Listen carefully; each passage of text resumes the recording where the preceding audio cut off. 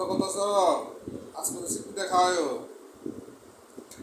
তুমি তো আছো রঙে, তুমি জানো সিট পিঠা বানাইতে যে কত কষ্ট। তাহলে এক কাজ করো, খাসির পিঠা বানায়ো। হ্যাঁ, তোমার তো খালি রং ফুটে খালি। আমি তোমার কইরা কইরা খাওয়ামু আর তোমার মুখে রুচি আনামু খালি। মানে কি কারণে যে রান্না শিখছিলাম, এইটা হইলো সব থেকে বড় ভুল, বুঝছো?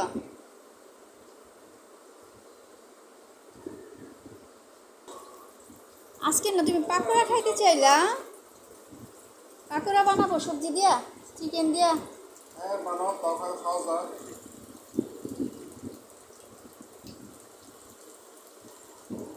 সবাইকে জানাই পবিত্র জুম্মা মোবারক, সবাই ভালো থাকবেন।